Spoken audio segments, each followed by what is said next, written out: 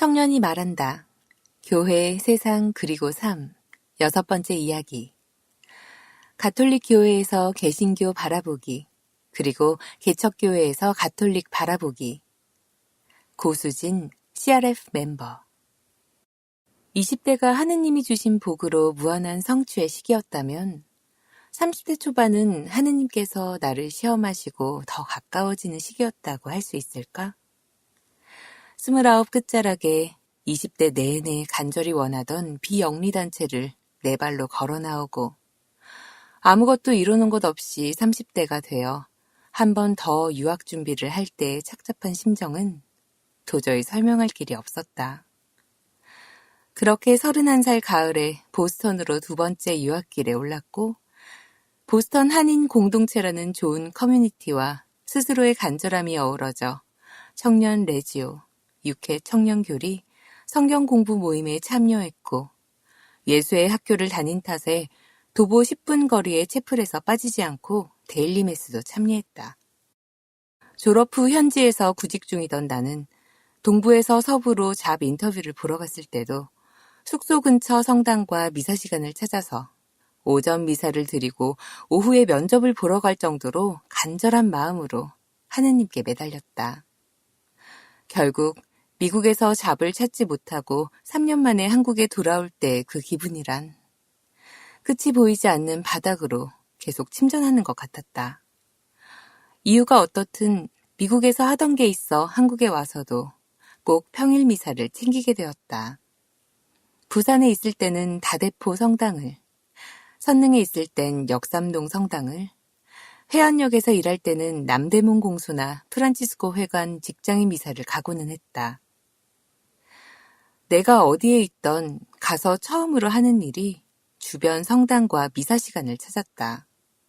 그냥 미국에 있을 때처럼 너무 편하게 나의 일상으로서 평일 미사를 생각했는데 그 와중에 복장 지적을 2번이나 받았다.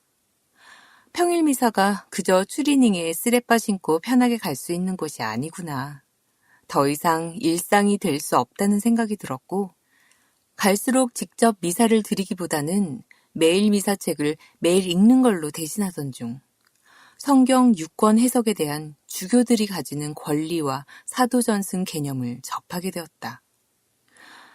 모태신앙에 성당을 30년 넘게 다닌 내가 사도자 교회로서 가톨릭을 매일 미사책을 읽다 처음 겨우 접한 것이다. 사도전승의 개념은 알면 알수록 심정적인 공감이 전혀 가지 않았고 특히 사도전승이 남성을 통해서만 이어진다는 것에 대해서 이해가 되지 않았다. 이에 대한 개신교의 입장을 찾아보던 중 독일 신학자 칼 하임이 저술한 개신교의 본질이란 책을 접하게 되었다. 책은 2차 바티칸 공의회 이전에 쓰여졌지만 제한적으로나마 가톨릭에 대한 이해와 함께 어떻게 독일 교회가 로마 가톨릭의 역사 속에서 실망했는지 고해성사로는 만족할 수 없었던 사제 마르틴 루터와 만인 제사장설 등장 배경 등을 설명해 주었다. 일부 한국 개신교 신학자들처럼 가톨릭에 대한 무조건적인 비판이 아닌 최대한 둘의 차이에 대해서 설명하고 있었다고 생각하고 사실 한국 가톨릭 교회는 2차 바티칸 공의회 정신과 맞지 않는 많은 특징들, 과도한 성직자 중심주의 같은 부분을 갖고 있기 때문에 100%는 아니지만 책의 많은 부분에서 공감할 수 있었다. 이렇게 사도전승에 대한 의문에서 시작해 한평생 가톨릭 신자로만 살아온 나는 개신교에 관심을 가지게 되었고 나에게 개신교의 본질에 대해 알려줄 수 있을 만한 교회를 여러 방면으로 수소문했다. 결국 개신교의 본질을 번역하신 김회건 목사님이 신학지도 목사로 계신 한 개척교회를 2019년 초에 방문했다. 사실 이 목사님과 김근수 해방신학연구소장님의 인터뷰가 이 교회를 선택하는 데 큰 계기가 되었다. 첫날부터 제대 뒤편에 앉아 계신 권사님들의 모습은 신선했다. 왜 저 자리에 여성 평신도도 앉을 수 있다는 걸 이전엔 생각하지 못했을까? 예배는 평신도들이 돌아가면서 자기 손으로 직접 쓴 기도로 시작했다. 하나님 나라를 지향하는 대항, 대안, 대조 공동체를 지향하면서 젊은 사람들로 이루어진 크고 작은 활동과 모임이 있었다. 기후 및 환경에 대한 우려로 채식을 하는 모임, 삼성 해고 노동자 김용희 씨와 현장 지원을 하는 모임 등 성경 공부나 기도 모임뿐만 아니라 사회 속에서 그리스도인으로서 목소리를 내기 위한 다양한 관심사들이 존재했고 그 중심에는 내 나이 또래의 젊은 사람들이 있었다. 믿는 대로, 생각하는 대로 세상 속에서 목소리를 내기 위해 노력하는 공동체와 교역자가 존재했다. 가톨릭에서 이러한 노력들이 없는 것은 아니다.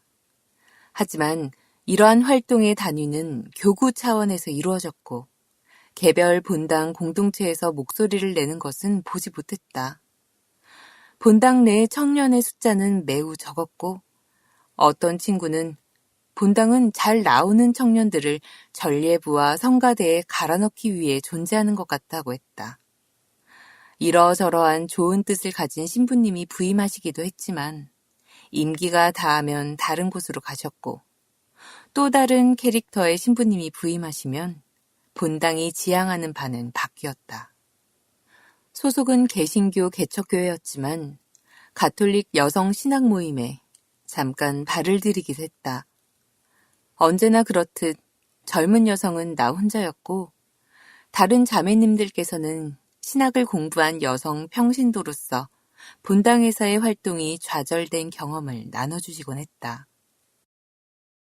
2019년부터 출석하기 시작하여 근 2년 가까이 출석했지만 누군가 내게 묻는다면 나는 아직 자신있게 개척교회 개신교 신자라고 말하진 못한다. 그렇다고 가톨릭 기준으로는 냉담 신자이니 천주교 신자도 아닌 저 그레이 에어리아 어디엔가에 위치하고 있는 나.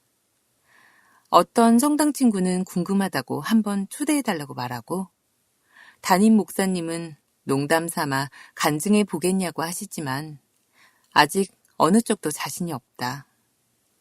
자신 있게 개신교인으로서 천주교 신자 친구들을 초대할 수도 천주교에서 개신교로 개종한 경험담을 개신교 신자들 앞에서 이야기할 수도 없다. 글쎄, 미국으로 돌아간다면 그래서 좀 더 많은 움직임들을 매주 출석하는 본당에서 볼 수 있고 함께할 동료들이 생긴다면 성당으로 발걸음을 돌릴 수 있을까? 함께 레지오를 하던 성경 공부를 하던 친구들이 이런 문제에 관심은 있을까? 미국으로 다시 갈 수는 있긴 할까? 예전에 한국을 방문하신 보스턴 성당 주임 신부님과 여성 서품 문제와 그 당시 논의되고 있던 기혼 남성의 서품 문제에 대해 얘기를 나눈 적이 있다. 그때 신부님 말씀이 네가 한국에서 꽃을 피우기는 힘들겠다. 그 옆에 앉아있던 친구가 그래도 한국에도 이런 생각을 하는 사람이 있어야 하지 않을까요? 라고 대신 대답했다. 무엇 하나도 속 시원하게 대답할 수 없다. 하지만 한국에 있든 미국에 있든 아님 또 다른 어딘가에 있든 나 자신을 위한 기복신앙이 아니라 내가 옳다고 믿는 가치를 함께 추구할 수 있는 공동체를 계속 찾게 될 것만 같다.